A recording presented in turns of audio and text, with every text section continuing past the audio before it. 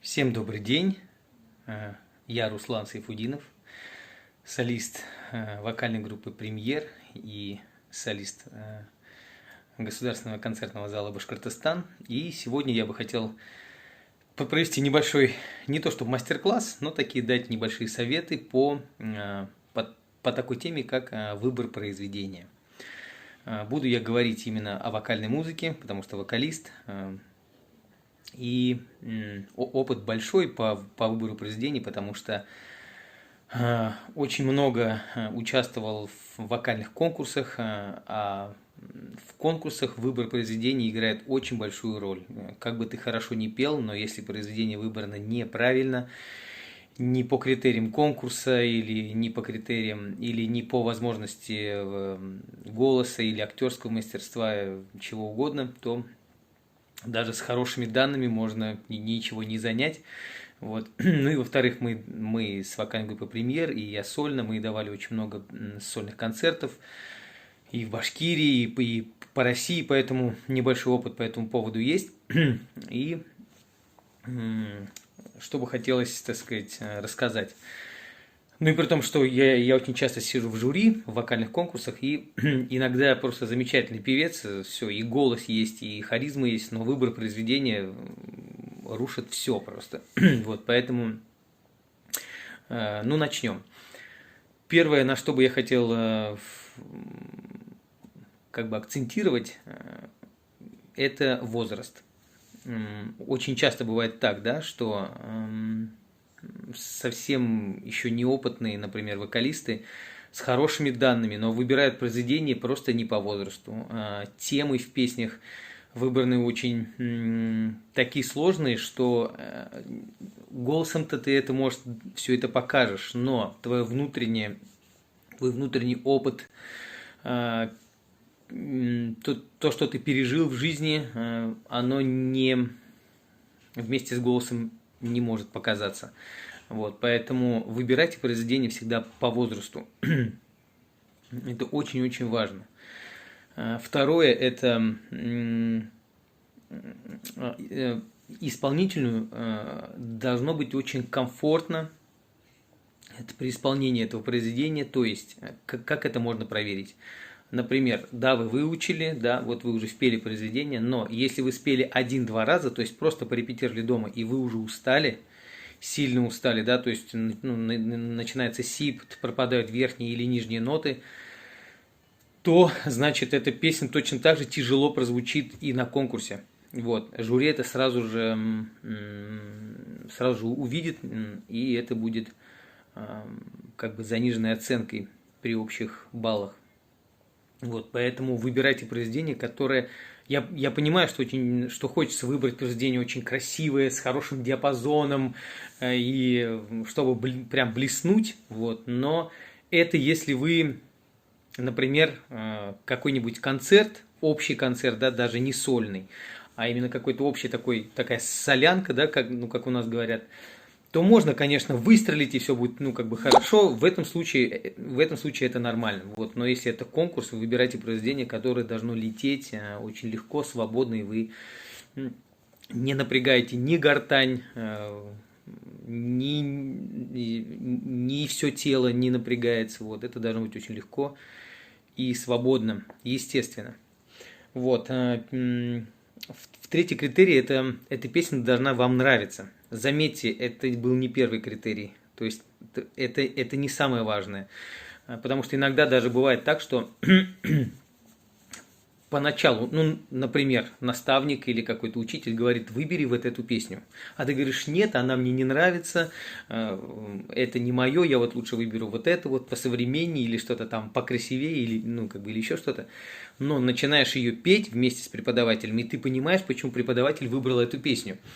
Вот, потому что опыт преподавателя, он очень важен, но естественно, что вы должны найти консенсус как бы с преподавателем, да, если и через неделю это произведение вам сильно не нравится, то, конечно же, лучше это произведение отложить, например, на будущее, вот, поэтому, как бы, третий важный критерий – это произведение должно вам нравиться, чтобы ваша душа чтобы ваше сердце синхронизировалось с этой мелодией, с этими словами.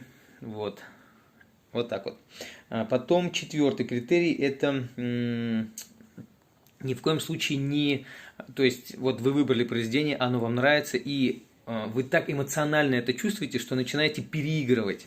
Вот, это очень часто бывает, это бывает и у нас, и у многих вокалистов, и у профессионалов, потому что так нравится песня, ты так хочешь акцентировать те или иные какие-то предложения очень важные, да, или, например, такую музыкальную часть, которая звучит вот именно для тебя очень, ну, как бы значимо, да, и ты начинаешь переигрывать. Зал может не поверить, или жюри может не поверить этому.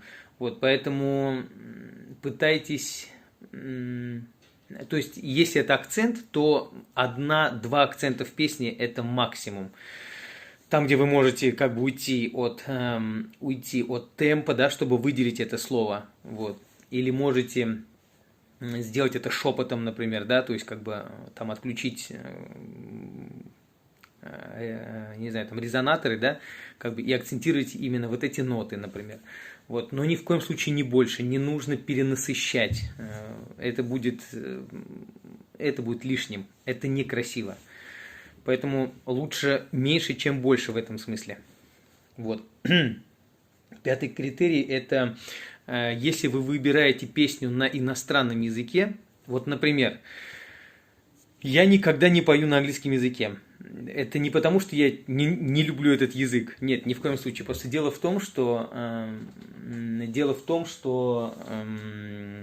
песни на иностранном языке должны исполняться только тогда, когда у тебя идеальное произношение в языке.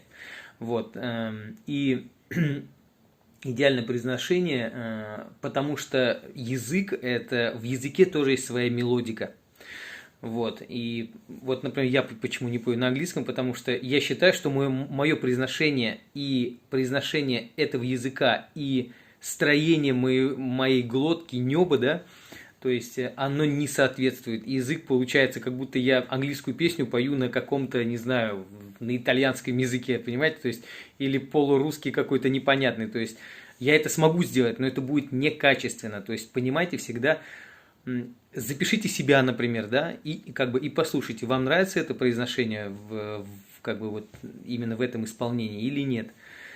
Вот, поэтому сначала тренируйте произношение, и только потом вы выбираете песню на этом языке, на котором вы хотите спеть. Например, если это, например, французская песня, то вы сначала обязательно послушайте просто французский язык, да, то есть вот как люди говорят, послушайте фильм на французском языке без перевода, чтобы понять мелодику языка.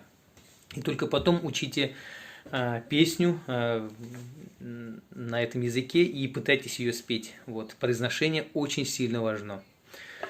Вот. И шестой критерий – это качество фонограммы или качество аранжировки.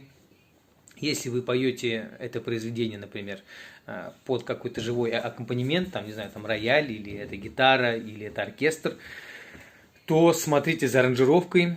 Это должна быть форма должна быть логическая, она должна выделять кульминацию, да, пролог, эпилог песни.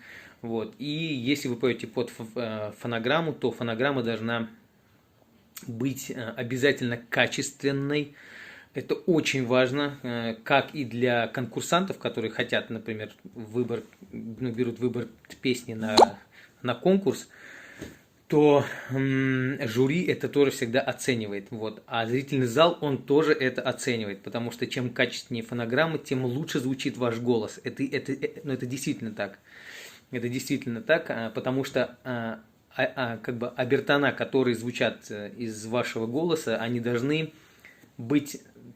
То есть обертона, вот эти все частоты звуков, которые извлекает ваша фонограмма, она должна быть такой же насыщенной, как ваш голос. Вот, поэтому это тоже очень важно. Ну вот, что-то я смог сказать по этой теме. Если будут вопросы, пишите на сайте ГКЗ Башкортостан.